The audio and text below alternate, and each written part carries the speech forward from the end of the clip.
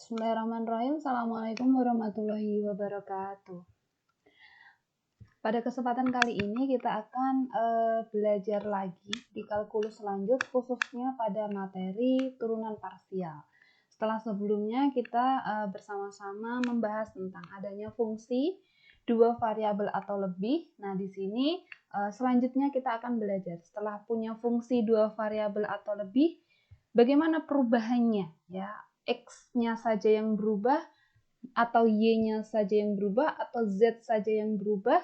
Jadi tidak semua variabel itu mengalami perubahan. Maka di sini adanya pembahasan tentang turunan yang parsial terhadap variabel-variabel tertentu saja. Nah, di sini akan kita pelajari lebih lanjut perubahan setiap variabel di mana tidak semua variabel itu mengalami perubahan. Nah, pada pembahasan kali ini kita selanjutnya nih belajar tentang fungsi dua variabel. Kita bahas yang dua variabel dulu, yaitu kalau saya punya fungsi, di sini saya punya fungsinya f ya.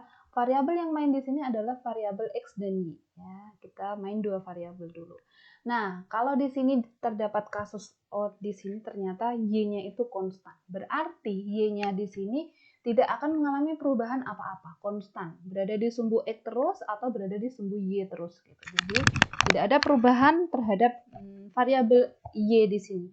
Yang main berarti di sini terlihat bahwasannya hanya variabel X nantinya yang akan mengalami perubahan. Ya, hanya X yang mengalami perubahan. Nah, perubahan inilah yang tidak semua variabel dalam fungsi f ini mengalami perubahan. Oleh sebab itu di sini disebut turunan parsial dari fungsi f ya. Terhadap apa? Terhadap variabel x saja. Kenapa? Y-nya konstan. Jadi di sini turunan parsial itu seperti apa? Turunan yang dimana dia di sini hanya ada perubahan ya, perubahan terhadap salah satu variabel saja, di mana variabel yang lain tidak mengalami perubahan atau konstan. Jadi di sini yang berubah hanya x ya. Turunan parsial fungsi f itu terhadap x saja. Yang y di sini sudah diketahui konstan gitu. Sesuai dengan konsep kalkulus pada waktu dulu ya, dulu di kalkulus 1 dan kalkulus 2 bahwa turunan itu merupakan gradien atau perubahan atau kemiringan suatu kurva. Di sini saya coba untuk representasikan wujudnya dalam dua dimensi ya, supaya pemahamannya bisa lebih tersampaikan daripada yang wujudnya ruang luas. Jadi saya wujudkan dalam dua sumbu koordinat saja daripada yang dua dimensi yang wujudnya lebih susah. Nah, ini coba kita tarik ke dalam wujud yang mudah dipahami saja gitu. Jadi kalau saya mempunyai sumbu koordinat seperti ini gitu, kalau dan saya punya fungsi, katakanlah fungsinya seperti ini. Nah, turunan itu letaknya di mana ya? Turunan itu adalah kemiringan atau gradien atau perubahan dari grafik kita. Ya, grafik kita itu berubah seperti apa?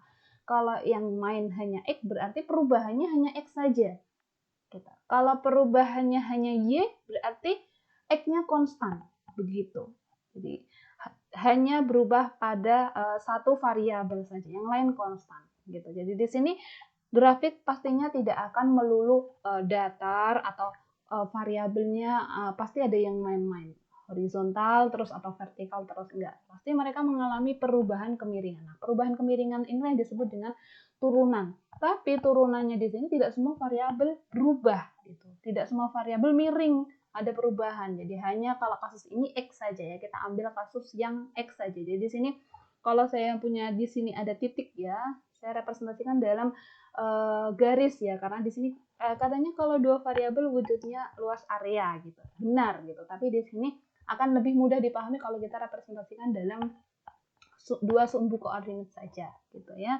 Nah, di sini kalau saya mau punya titik di sini, nah di sini saya punya titik, kita sebut di sini x0 ya. X0 di sini berarti ada y0 gitu ya. Berarti titiknya di sini ya titik x0, y0 gitu. Nah, karena x-nya yang mengalami perubahan sejauh apa? Oh, sejauh ini. Nah, x-nya yang awalnya di titik ini berubah ke titik sini. Nah, ini yang membuat x itu adanya perubahan, sehingga ada kemiringan, sehingga ada pas waktu dulu belajar mungkin disebutnya adalah gradien. ya. Ada perubahan kemiringan terhadap grafiknya. Di sini saya sebut delta X ya, kemiringan yang panjangnya dari X0 menuju X yang baru di sini. Nah, di sini saya kasih nama delta X. Jadi, di sini muncullah di sini titik yang baru yaitu X0 plus delta X. Jadi, karena panjangnya di sini delta X.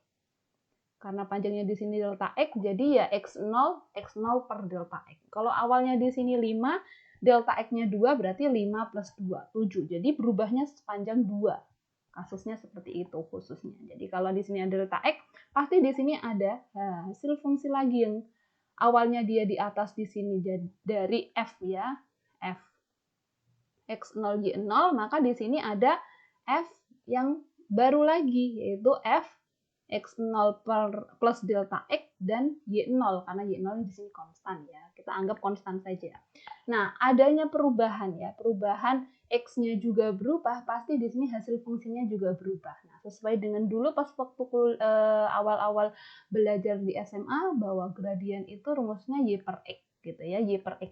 Y-nya yang berubah apa? Oh, yang berubah yaitu akhir dikurangi awal. Yang akhir itu apa? Oh, yang ini. Setelah saya melakukan perpanjangan terhadap X0. Ya, jadi ya berarti Y-nya di sini ya F ya, X0 plus delta X, dan di sini Y0 dikurangi F.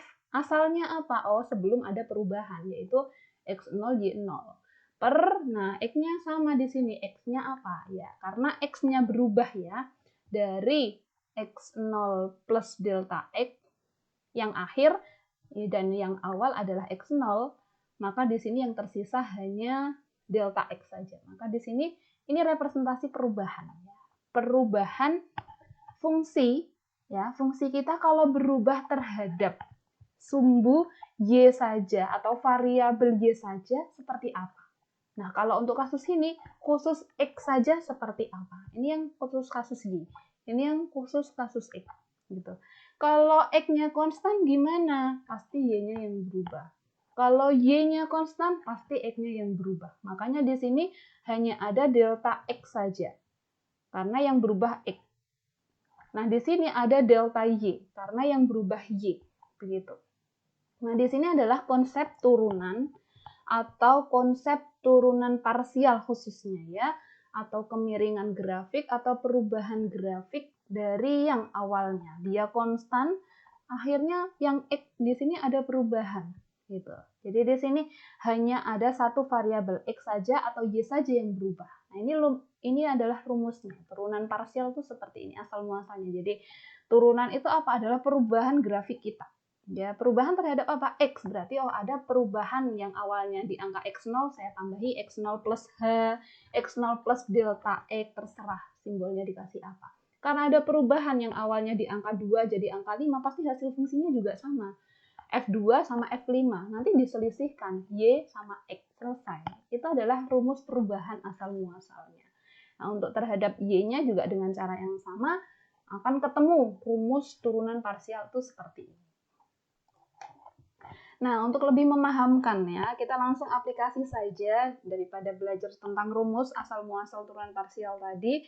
Kita langsung coba nih. Kalau saya mempunyai fx-nya ya, fx-nya koma y itu yang sudah tertulis di sini ya, fx, y. Jadi ini fungsi dua variabel ya, x, y, x kuadrat y plus 3y pangkat 3. Nah, diminta untuk fx. Nah, di sini karena fungsinya fungsi f dan saya meminta untuk diturunkan secara parsial terhadap variabel x saja. Nah, di sini maka indeks di sini tulisannya maksudnya di sini adalah turunan ya fungsi f terhadap variabel x saja. Jadi y-nya konstan. Nah, sebaliknya turunan dari fungsi f terhadap variabel y saja berarti x-nya konstan. Kita evaluasi. Kalau saya punya fungsi f seperti ini, nah fx-nya seperti apa? Oh, kalau fx katanya berarti y-nya konstan. Oh, berarti yang kalau ada y-nya tidak ada perubahan, berarti y-nya di sini yang suku kedua setelah plus ini berarti tidak ada perubahan, hasilnya 0. Nah, karena di sini perubahannya terhadap x dan y-nya ini adalah mengikuti, di sini ada dua variabel main, jadi y-nya meskipun konstan pasti ada perubahan terhadap x. Gitu. Jadi di sini x-nya yang mengalami perubahan. Sudah seperti pada turunan biasa ya, 2xy gitu. Jadi karena di sini dia perubahannya tidak ada yang membawa identitasnya untuk muncul lagi, tidak ada perubahan, maka 0. Karena di sini y-nya itu dia ngikut terhadap x, ya sudah gitu. Jadi isinya di sini y-nya masih ikut. Terus kemudian kalau sudah ketemu fx, jadi ini fungsi kita ketika ada perubahan terhadap x, wujudnya yang awalnya seperti ini, jadi ini tok 2xy. Kemudian dimasukkan angka x-nya 1, y-nya 2, ketemu. Terus dengan cara yang sama, ketika saya punya fungsi seperti ini, diturunkan secara parsial terhadap y. Nah, berarti x-nya yang konstan. Kalau x-nya konstan berarti ya, kalau dia ada x-nya berarti berdiri sendiri dia 0, karena tidak ada perubahan. Karena di sini x-nya masih menginduk sama y, masih kita perhitungkan. Tapi y-nya di sini adalah pangkat 1, jadi dia menjadi pangkat 0. Sisanya hanya x kuadrat. Ini turunan biasa ya, turunan biasa hanya saja terhadap sumbu y saja. Setelah ketemu seperti ini, dimasukkan angka 1 dan 2. Ketemulah turunan ya, turunan parsial dari fungsi kita terhadap sumbu x di titik 1,2. Jadi kalau digambarkan di titik 1,2 di sini perubahannya sejauh apa? Oh, sejauh 4 nilainya. Terus kemudian kalau turunan parsialnya di titik y-nya saja yang mengalami perubahan di titik 1,2 ini seperti apa perubahannya? Gitu. Jadi di sini kalau ada titik seperti ini, dari y-nya kalau berubah gimana, kalau x-nya berubah gimana. Gitu. Jadi ini adalah contoh-contoh perhitungan kalau hanya parsial di x saja atau di y saja dari fungsi yang kita miliki. Nah, setelah mengetahui turunan parsial itu apa, asal muasalnya, terus kemudian cara mencari turunan parsial di titik di mana dia mau dilakukan evaluasi perubahannya di mana terhadap x saja atau y saja. Nah, di sini kita coba untuk kenalkan simbol-simbol atau representasi dari turunan parsial itu. Kita bisa gunakan rumus. Kalau misalnya di sini lebih dikenal dengan notasi ya, kita bisa gunakan alternatif notasi seperti ini. Kalau saya punya z itu merupakan fungsi dua variabel, yaitu variabel x dan y. Nah, di sini kalau saya mau mencari fungsi f ini diturunkan parsial terhadap x, kita bisa tuliskan fx, di mana fx itu ada dua variabel. Jadi di sini turunan parsial dari dua fungsi, dua variabel, yaitu variabel x dan y terhadap x saja. Ya, turunan parsialnya terhadap x saja. Atau di sini bisa juga dituliskan do z per do x. Jadi di sini simbol untuk turunan parsial dari fungsi z. Nah, fungsi z itu ya kita bisa gunakan do, rumus di notasinya seperti itu. Do z per do x. Seperti ini. Nah, kemudian jadi ini perubahan ya, perubahan parsial dari fungsi z terhadap x. Atau juga, nah karena z itu sama dengan fx, y, ya saya ubah saja do fx, y per do z gitu. Jangan sampai di sini per ini direpresentasikan sebagai bagi gitu. Jadi ini enggak gitu. Di sini bacanya adalah turunan parsial dari fungsi fx, y terhadap x. Jadi bacanya bukan do fx, y per do x itu. Alangkah lebih etisnya kita mencoba untuk merepresentasikan pembunyian dari rumus ini adalah turunan parsial dari fungsi f, di mana fungsi f itu ada dua variabel x, y terhadap variabel x saja. Gitu. Atau juga dituliskan seperti ini, fx, x,0, x0, y0 ya. Karena di sini kita bisa representasikan juga do z per do x, atau kemudian di sini turunan variabel z terhadap variabel hanya x saja di sini yang main. Ya, fungsi z-nya terhadap x saja. Nah, di mana di sini ada variabel x0 dan y0. Kenapa x0, y0? Karena di sini fx saya x0, y0. Berbeda dengan ini. Fx, y. Ya sudah yang dievaluasi y. Tapi kalau di sini f-nya x0, y0, ya sudah kita tinggal mengubahnya saja. Ini hanya masalah notasi saja. Terserah mau pakai fx, y atau mau yang skema yang kedua simpel seperti ini monggo, atau mau yang skema yang ketiga seperti ini juga akan lebih jelas. Terus ini yang turunan parsial terhadap x, ini turunan parsial terhadap y, sama ya. Perubahannya hanya di variabel y di sini, y di sini, y di sini. Selebihnya sama ya, y di sini. Selebihnya sama semua. Gitu ya. Jadi perubahan variabel dari y ini ya sama, bacanya sama ya. Turunan parsial z terhadap variabel y saja. Turunan fungsi f(x, y) terhadap parsialnya hanya di y saja. Nah, di sini do, di sini simbol seperti ini dibaca do, itu merupakan simbol tentang turunan parsial ya, yang sering digunakan untuk turunan parsial. Kemudian do per do x seperti ini itu sebagai operator linear. Jadi di sini kita bisa mengoperasikan secara langsung directly, maka di sini adanya operator linear do per do x dan do per do y di sini. Jadi turunan parsial fungsi kita terhadap x dan y itu disebut sebagai operator linear. Tadi notasi-notasi yang bisa digunakan, dipilih sesuai dengan nyamannya menggunakan yang mana. Berikut ini adalah contoh penyelesaian ya. Kalau ada kasus diminta untuk mencari turunan parsial dari fungsi ya. Kalau saya di sini punya fungsi z-nya apa? X kuadrat sin x y kuadrat. Tentukan turunan parsial dari fungsi z itu terhadap x dan turunan parsial fungsi z yang disebutkan tadi terhadap y. Nah, solusinya di sini ya, kita evaluasi satu-satu dulu. Yang di sini di turunan parsial z terhadap x. Ya, jadi yang berubah hanya x-nya. Y-nya berarti konstan. Nah, di sini karena representasi fungsi kita ini kalau bisa kita sebagai alternatif di sini wujudnya adalah u kali v ya, u kali v di sini. Nah, di sini maka penyelesaiannya u aksen v plus uv aksen. Kita evaluasi di sini, jadi kerjanya kita coba untuk membantu wujudnya U dan V di sini. Gitu. Di sini U aksen V plus UV aksennya seperti ini. Jadi ada X kuadrat, jadi kita mau menurunkan parsial dulu yang suku kedua. Jadi U aksen V plus UV aksen di sini X kuadrat, jadi di sini yang sin XY kuadrat, ini kita turunkan parsial terhadap X. Jadi ini awalnya wujudnya sin XY kuadrat, kita turunkan parsial. Terus kemudian di sini yang diturunkan parsial yang X-nya. Jadi X-nya yang awal sebagai U konstan, UV aksen plus V U aksen. Jadi kita melakukan rumus seperti ini. Jadi U aksen V plus UV aksen. Gitu. Jadi terserah monggo, ini mau U mau V nggak ada masalah ya, nggak ada masalah. Nah, kita coba evaluasi ini karena dia hanya parsial di X saja, jadi ya X kuadrat ini tetap.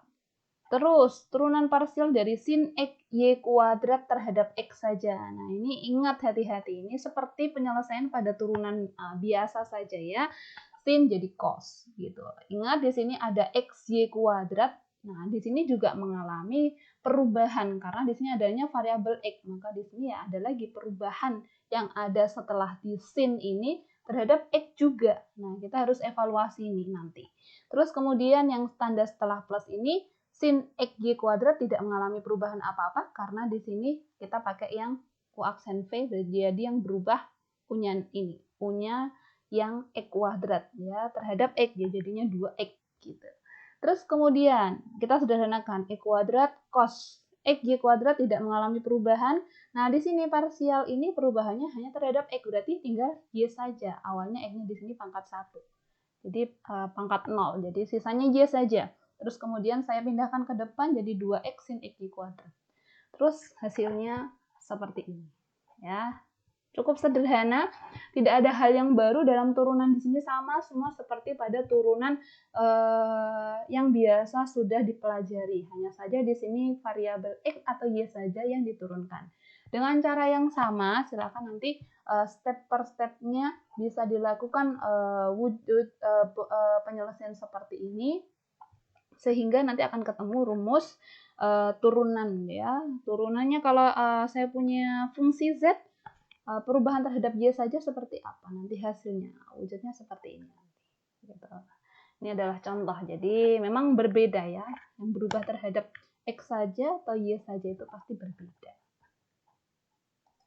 Nah, ini adalah wujud ketika tadi saya merepresentasikan dalam dua sumbu ordinat saja ya, sumbu X dan sumbu Y gitu. Jadi X dan Y saja.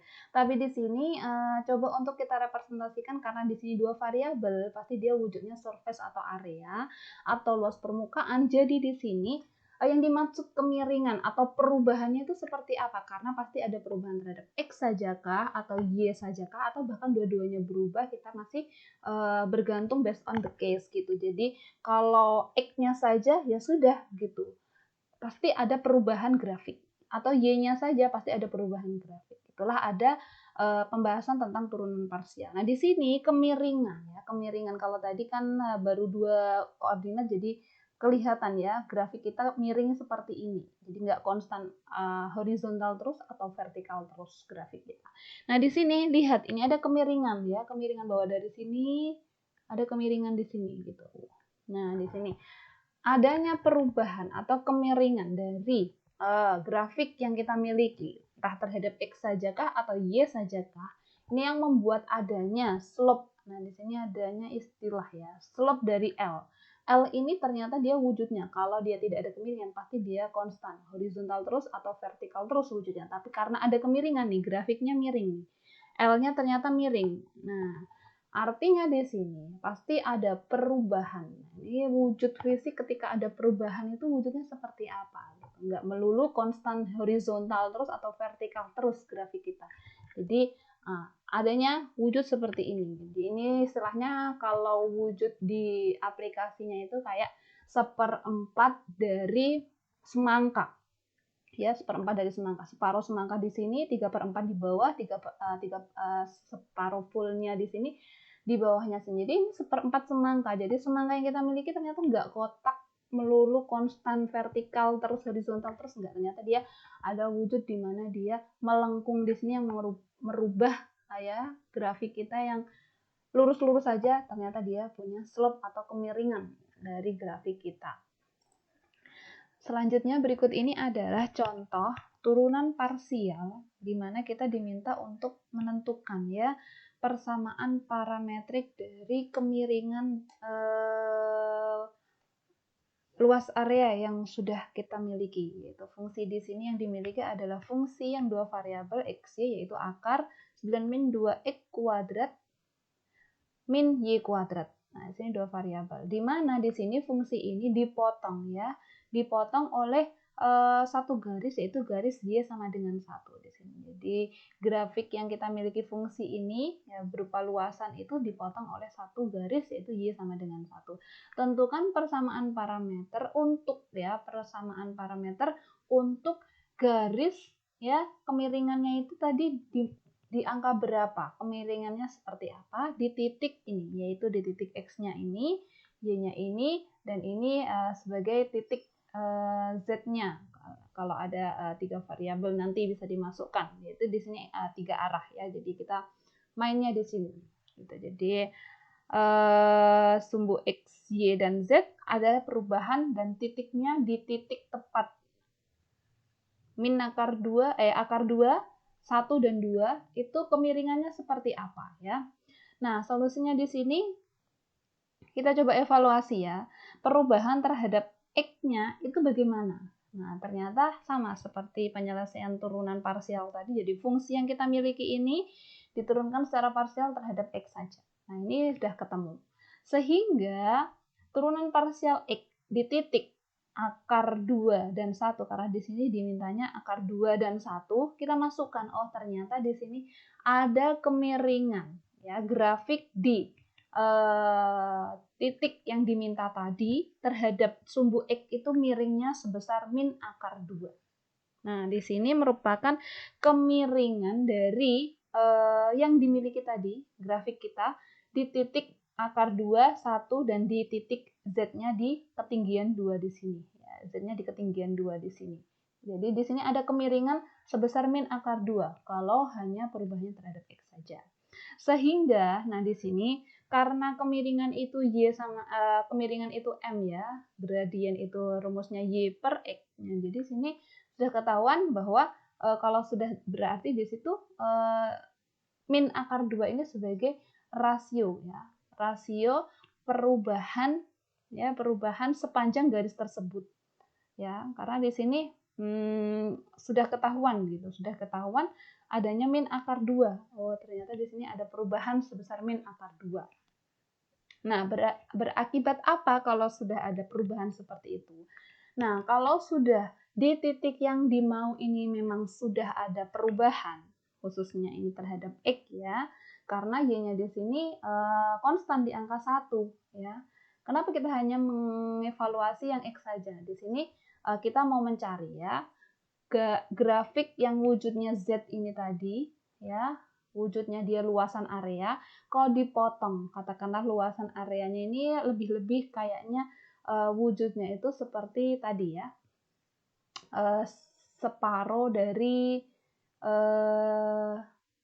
semangka tadi, wujudnya separuh dari semangka. Tapi separuh dari semangka ini kita mau potong nih garis, di mana garis itu Y sama dengan 1.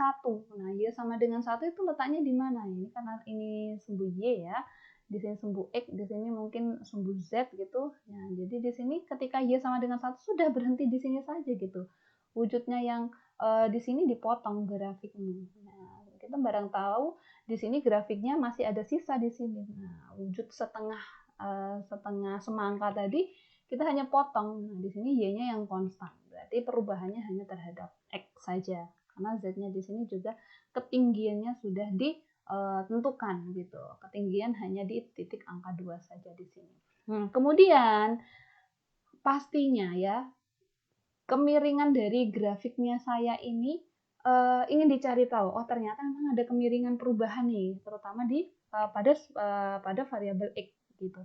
Nah, kemiringannya itu arahnya kemana? Ke atas kah, ke bawah kah, miring ke kanan, miring ke kiri. Nah, itu namanya kita bisa cari arah ya, arah dari vektor yang kita miliki gitu. Jadi karena di sini kita masih belum tahu nih arahnya kemana, ya di sini diketahui ada arah 1, 0, dan min akar 2, maka ya grafik garis yang memotong luasan tadi itu memiliki persamaan parameter. Tergantung nanti T-nya dimasukkan berapa di sini. Persamaan parameter X, Y, dan Z wujudnya seperti apa ya? Perpaduan antara arahnya ini tadi dengan besaran ini ya. Jadi di sini akar 2 plus T. Ya, di sini ini sebagai T itu sebagai arahnya ya, arahnya dari grafik kita. Ya, besarnya sekian, arahnya sekian gitu. Y-nya karena di sini cuma punya besaran saja, dia nggak berarah ya, karena dia di sini konstan juga gitu ya. Yang tersisa hanya angka 1. Terus kemudian 2 min akar 2T gitu. Jadi ini 2 kemiringannya dan arahnya min akar 2 gitu, T gitu. Jadi di sini TT di sini itu sebagai menentukan arah dari kemiringan kurva yang dimiliki. Karena di sini kurvanya dibatasi oleh garis, jadi garisnya ini miring kemana? Kanan, kiri, atas, bawah, condong ke X, condong ke Y, atau condong ke arah mana? Nah, di sini ada arahnya. Nah, di sini ini namanya persamaan parameter. Kenapa ada parameter di sini yang muncul? T. Ada parameter T yang muncul. Maka disebut dengan persamaan parameter. Begitu. Nah, di sini aplikasinya juga sama ya. Asal muasal kita menggunakan turunan parsial, kemudian ada arahnya kemana, baru kita ketemu persamaan parameter seperti ini. Ini kasus kalau dia perubahan terhadap X. Jadi kalau perubahan terhadap Y penyelesaian sama, tapi variabel yang mengalami perubahan hanya Y saja. Pembahasan selanjutnya ya tentang turunan parsial itu tadi kan kasus-kasus di mana kita bisa menurunkan secara parsial fungsi kita terhadap X. Sudah, terhadap Y sudah. Tapi karena kita memiliki 2 variabel, kemungkinan kita masih bisa melakukan turunan yang selanjutnya lagi, yaitu turunan parsial yang kedua. Karena masih bisa memungkinkan adanya variabel selanjutnya lagi untuk diturunkan ya. Nah, ini dia yang disebut dengan turunan parsial yang kedua. Ya, turunan parsial yang kedua apa gitu ya, konsepnya sama seperti yang pertama dan sama seperti pada turunan pada umumnya ya. Ketika memang diturunkan terhadap parsial terhadap X, nanti kita bisa menurunkan parsial lagi terhadap X-nya lagi ya. Rumusnya ya sama, do turunannya fungsi do per do X ini. Nah, selanjutnya dari awal kita sudah menurunkan secara parsial terhadap X dulu. Jadi turunan parsial ini berjalan 2 kali ya. Turunan parsial ya 2 kali dari fungsi X ini, fungsi terhadap X-nya Ya, jadi di sini bacanya turunan parsial fungsi f yang kita miliki tadi itu sebanyak 2 kali. Ya, turunan 2 kali yaitu parsial terhadap x. Gitu. Dan ini sama, turunan parsial dari fungsi yang kita miliki 2 kalinya ini terhadap variabel y saja. Ya, ini cuma notasinya berubah dari do kuadrat f per do y kuadrat gitu secara visual, tapi bacanya turunan parsial kedua terhadap variabel y. Nah, ini bisa ditulis seperti ini. Kemudian kita juga bisa melakukan turunan parsial yang bergantian ya. Pertama kita turunkan parsial terhadap x terus baru terhadap y. Ya, sudah gitu. Kita belajar dari yang sebelumnya turunan parsial terhadap x notasinya seperti ini, terus ini yang terhadap y. Jadi di sini adanya perbedaan notasi ini. Turunan parsial 2 kali, yang pertama terhadap x dulu terus baru y. Terus kemudian di sini ada juga sama, turunan parsial terhadap y dulu baru x. Ya, y dulu baru x. Jadi di sini adanya perbedaan ya, y dulu atau x dulu gitu. Ya, ini turunan parsial 2 kali terhadap y dulu terus baru x. Gitu. Ini adalah notasi-notasi dan turunan parsial karena kita punya 2 variabel memungkinkan kita untuk menurunkan sebanyak 2 kali juga fungsi yang kita miliki. Terhadap x saja atau y saja atau 2 kali terhadap x atau 2 kali terhadap y. Contoh ya, contoh turunan parsial yang lebih tinggi ya, seperti tadi ya, turunkan 2 kali. Ini ya, kalau saya punya fungsi 2 variabel x, y, wujud fungsinya seperti ini. Nah, silahkan dicari secara parsial terhadap x. Ya sudah, kita hanya menentukan terhadap x saja. Kalau ini terhadap x hasilnya gimana, turunkan parsial terhadap x gimana, ini turunkan parsial terhadap x gimana, hasilnya ini. Turunan parsial terhadap y ya, berarti ini turunkan parsial terhadap y juga, ini terhadap y juga, terhadap y juga. Hasilnya ini, jadi masing-masing terhadap x sudah semua, y sudah semua. Nah, hasilnya bisa terlihat ya, karena kita punya 2 variabel bisa memungkinkan kita menurunkan maksimal 2 kali untuk fungsi yang kita miliki. Nah, kalau saya sudah memiliki turunan parsial terhadap x, lihat masih ada variabel x yang bertebaran dan variabel y yang bertebaran.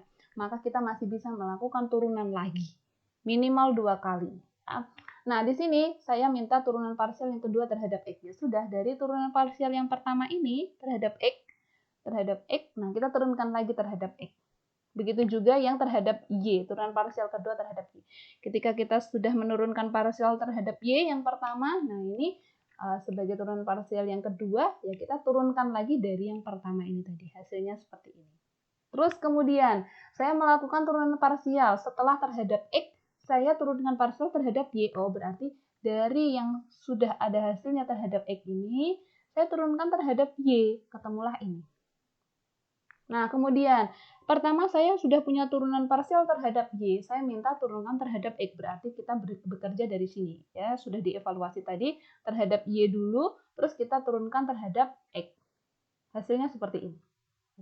Bisa dilihat ya, bisa dilihat antara fxy dan fyx yang di sini dan di sini itu hasilnya adalah sama plek, tidak ada perbedaan dan perubahan sama sekali. Jadi di sini nanti bisa ditarik kesimpulan, teman-teman mau menurunkan parsial terhadap y dulu terus baru x atau x dulu baru y. Di sini kasus khususnya ya, kita masih berasumsi nih. Jangan-jangan ini sama gitu.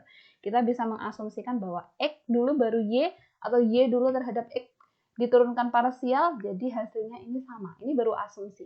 Nah, apakah benar apa enggak? Kita akan perkuat nanti apakah ada yang menguatkan asumsi kita. Ini tadi contoh turunan parsial yang jauh lebih tinggi ya, daripada x atau y saja bisa x 2 kali, y 2 kali, atau kebalikan x, y, atau y. Nah, karena kita tadi sudah memiliki asumsi, nah di sini diberikan penjelasan ya, sudah adanya turunan ya, sifat turunan yang bisa kita aplikasikan baik di turunan parsial atau turunan yang secara total kita sudah punya. Di total itu ternyata mau diturunkan x dulu baru y dulu baru x, itu ternyata di sini hasilnya memang sama. Jadi asumsi kasus khusus contoh di atas itu kita bisa generalisir wujudnya seperti ini, itu sudah terbukti hasilnya memang sama ya, mau bekerja dulu di x baru di y atau kebalikannya. Nah, ini cuma penguat dari persepsi kita di awal, oh ternyata memang bisa dan hasilnya sama.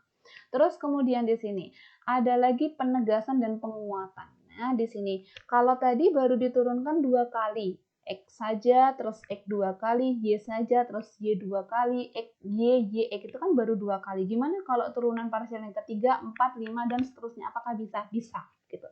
Karena kita masih punya variabel at least 2 kali bisa diturunkan. Lebih dari itu sangat bisa. Lalu notasinya seperti apa? Nah, ini untuk kasus yang diturunkan 3 kali ya, diturunkan parsial secara 3 kali. Mau terhadap X 3 kali, Y 3 kali, atau diselang-seling X, Y, X, Y, X, Y, X, Y, Y, YXX, terserah gitu. Tapi biasa kita representasikan menjadi 3 kali. Nah, wujudnya sama seperti yang turunan parsial sekali tadi, ini yang 2 kali, nah ini yang 3 kali.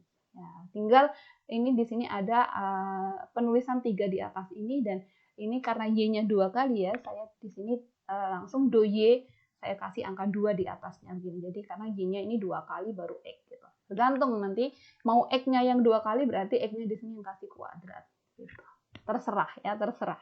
Karena di sini kenapa toh juga hasilnya sama ya, mau X YY YYX juga pasti nanti hasilnya sama gitu. Y-nya yang penting 2 kali sama seperti ini. Jadi ini yang keempat, kelima sama ya. Nanti tinggal dikasih angka 4, 5, 6, 7 dan seterusnya. Ini bisa. Jadi turunan parsial berjalan terus sampai soal itu menginginkan sampai turunan parsial yang keberapa. Begitu. Ini notasi untuk karena di sini judulnya adalah turunan parsial yang higher ya, jauh lebih tinggi daripada 2. Jadi bisa 4, 5, 8, 10, 13, tergantung notasinya saja di sini yang dirubah. Begitu. Nah, kalau tadi kita hanya membahas tentang turunan parsial atau perubahan dari gambar kita terhadap dua variabel, yaitu variabel X dan Y. Nah, karena sudah belajar tentang dua variabel atau lebih, fungsi dua variabel atau lebih, pastinya kita juga memiliki pertanyaan, bagaimana kalau fungsi kita memiliki 3 variabel, yaitu X, Y, dan Z? Apakah bisa melakukan perubahan terhadap X saja, Y saja, atau Z saja? Bisakah seperti pada kasus 2 variabel tadi, ternyata hanya X saja melakukan perubahan atau Y saja? Itu bisa. Nah, jawabannya di sini untuk 3 variabel ya. Di sini kalau saya punya fungsi X, Y, Z, jadi di sini 3 variabel lebih dari 2, maka kita juga bisa melakukan hal yang sama seperti 2 variabel, yaitu bisa melakukan turunan parsial terhadap salah satu fungsi yang bekerja pada fungsi tersebut ya. Kalau di sini kan fungsinya fungsi X ya, di sini fungsi X, di sini fungsi Y, Z ya. Tergantung di sini diturunkan atau perubahannya terhadap apa gitu ya. Terhadap apa? X sajakah atau Y sajakah atau Z sajakah ya. Tidak ada konsep yang berbeda. Jadi konsepnya masih sama seperti yang kedua tadi ya, kedua variabel tadi, bahwasanya di sini tinggal dimainkan ya, di variabel mana fungsi itu mengalami perubahan ya. Nah, di sini kalau misalnya saya punya fungsi 3 variabel, nah turunan dari fungsi f terhadap x ya, terhadap x. Jadi ini perubahannya itu hanya pada variabel x saja. Yang lain gimana? Konstan. Yang lain itu apa? Y dan Z itu konstan. Maka notasinya di sini adalah fx. Gitu. Jadi di sini ada fx, sehingga turunan parsial di sini ya hanya berubah pada variabel x saja. Nah, konsepnya sama, tidak mengalami perubahan sama sekali karena di sini yang diturunkan parsial hanya x. Yang lain konstan ya, mau berapapun variabel pasti di sini yang bekerja hanya perubahannya hanya x saja. Mau di sini x, y, z, a, b, c, d, e sampai z lagi begitu, nggak masalah karena dia konstan. Nggak ada perubahan ya, nggak ada hal yang baru, konsepnya sama, penurunannya semua juga sama terhadap yang 2 variabel sama plug gitu. Terhadap x saja juga bisa. Nah, tapi di sini selain ada turunan parsial terhadap x, ada turunan parsial terhadap y, juga ada turunan parsial terhadap z gitu ya. Karena 3 variabel. Ada 3 kali jenis turunan parsial di turunan fungsi yang berada di variabelnya ada 3 seperti ini gitu. Terus kemudian tidak akan fokus di sini karena semua pada dasarnya sama ya, seperti yang dua variabel. Terus kemudian kita juga bisa melakukan turunan parsial itu yang 3 variabel, mau X, Y, Z, Z, X, Y, Z, Z, Y gitu, turunan parsial itu juga bisa dilakukan. Jadi higher di sini bisa juga dimainkan di turunan parsial yang 3 variabel. Misalnya Y, X, Z gitu. Jadi di sini kita turunkan dulu terhadap Y, terus kemudian parsial juga terhadap X, terus kemudian parsial juga terhadap Z. Nah, wujud yang seperti ini ya, kita bisa lakukan juga di 3 variabel. Nah, di sini kita sebut sebagai turunan parsial yang campuran. Kenapa campuran? Ya di sini kasusnya kita bisa melakukan turunan parsial nggak hanya pada Y 3 kali atau Z 3 kali gini, enggak. Jadi kita bisa melakukan turunan parsial 3 kali terhadap Y, terhadap X, dan Z secara bersamaan dalam satu kasus yang sama gitu. Jadi karena adanya kasus yang variabel yang muncul dalam parsial yang secara bertahap ini barengan gitu, jadi kita bisa sebut sebagai turunan parsial yang campuran ya, campuran terhadap X, Y, Z itu tadi gitu. Tidak melulu X semua, Z semua gitu, tidak gitu. Jadi di sini untuk yang 3 variabel konsepnya sama seperti yang 2 variabel, kita bisa melakukan turunan parsial baik itu secara konstan terhadap Z terus dan atau kita bisa melakukannya secara campuran Z, X, Y, begitu secara bergantian. Nah, ini adalah contoh ketika saya memiliki 3 variabel di dalam satu fungsi yang bermain, ya, variabel X, Y, dan Z. Wujud fungsinya seperti ini.